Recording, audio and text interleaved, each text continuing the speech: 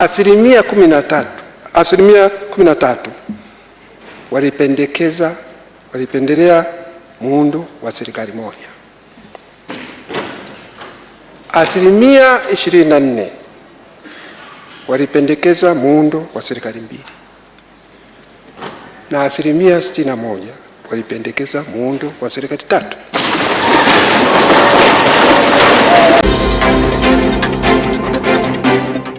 Tuliona kwa upande wa bara,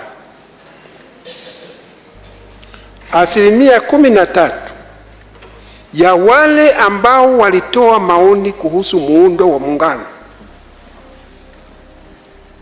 maana kuna wengine wanataka asilimia 13 ya watu 300,000. Sisi tulikuwa tunapima kwa wale waliozungumzia juu ya muungano.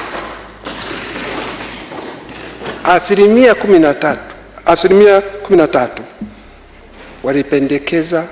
walipendelea muundo wa serikali moja. Asilimia 24 walipendekeza muundo wa serikali mbili, na asilimia 61 walipendekeza muundo wa serikali tatu.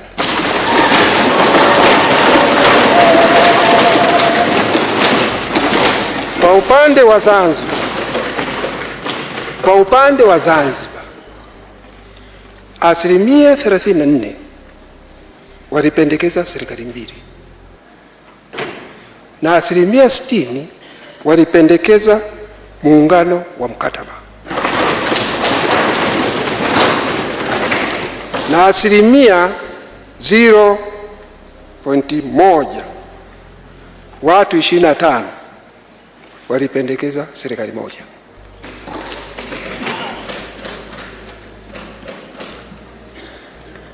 Tulikuwa pia tumepata maoni ya taasisi.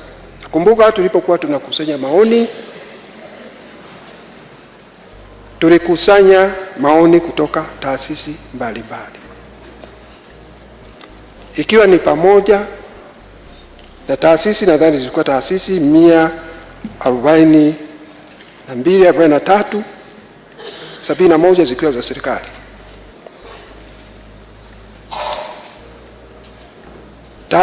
Baadhi ya taasisi na vyama vya siasa, asasi za kiraia na jumuiya za kidini nazo zilipendekeza muundo wa serikali tatu. Hata baadhi ya taasisi za kiserikali, ama moja kwa moja au kwa tafasiri ya mapendekezo yao, pia zilipendekeza au kukubali muundo wa serikali tatu.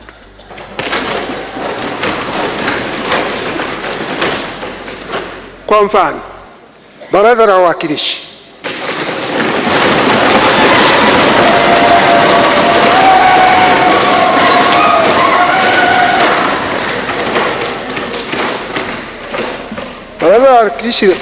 Zanzibar lilipendekeza kuwepo kwa mamlaka huru ya Zanzibar, mamlaka huru ya Tanganyika na mamlaka ya muungano, na iwekwe wazi maeneo, uwezo, nguvu, utendaji na mipaka ya kila mamlaka. Maoni hayo yalipelekea tume kufanya utafiti ili kufahamu kwa nini wananchi wanataka serikali tatu. Jaji Warioba ameliambia bunge hilo la katiba. Walichobaini ni kwamba mfumo wa sasa wa serikali mbili, ya muungano na ya mapinduzi Zanzibar, haukidhi matakwa ya pande zote mbili na unaleta hofu kuwa huenda visiwa vya Zanzibar vikamezwa na Tanzania bara. Sheria nyingi zinazotungwa na bunge zinahusu mambo ya Tanzania bara. Maswali ya wabunge kuhusu mambo ya maendeleo yanahusu Tanzania bara, na ziara za wabunge kukagua miradi ya maendeleo zinahusu Tanzania bara.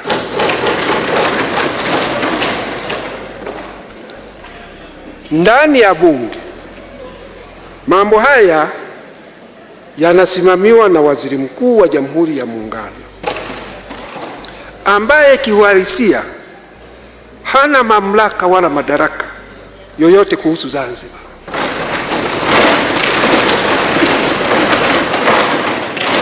Na huwa hafanyi ziara Zanzibar kukagua shughuli za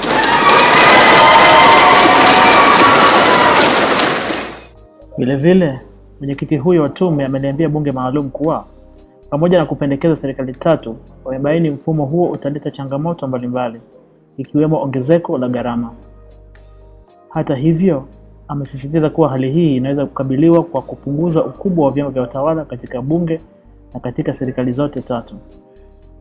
Mheshimiwa Warioba alitumia nafasi hiyo pia kuwakumbusha wajumbe kuwa wana wajibu wa kutanguliza mbele maslahi ya taifa wakati wa zoezi zima la kuisuka upya katiba, akiwaeleza kuwa hata tume yake ilikuwa na wajumbe wenye mitazamo na itikadi tofauti, lakini waliweza kufikia maridhiano. Kila ibara iliyomo kwenye rasimu hii ya katiba ambayo naiwasilisha leo katika bunge hili maalum la katiba inaungwa mkono na kila mmoja wetu.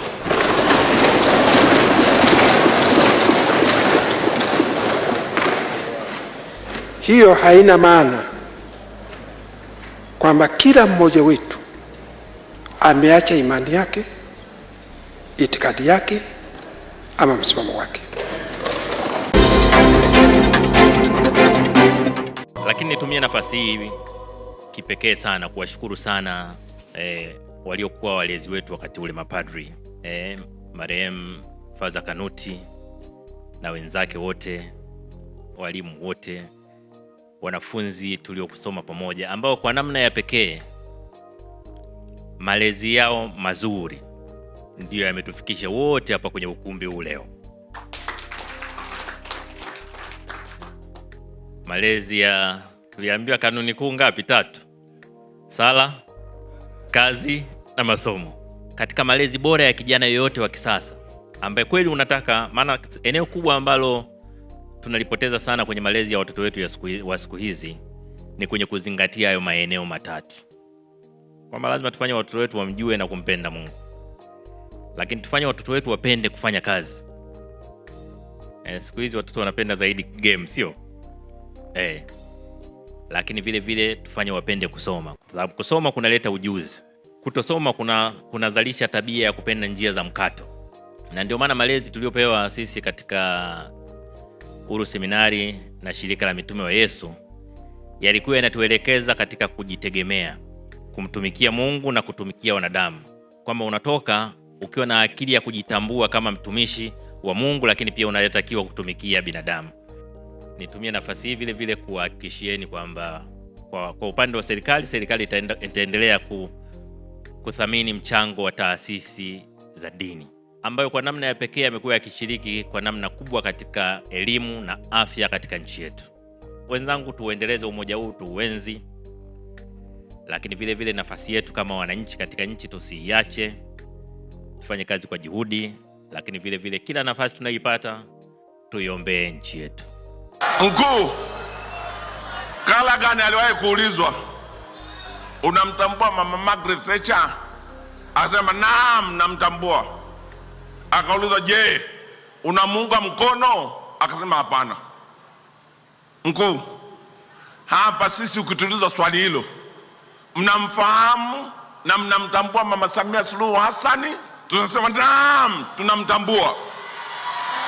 Je, mnamuunga mkono? Ndiyo maana tuko hapa, tunaunga mkono 100%.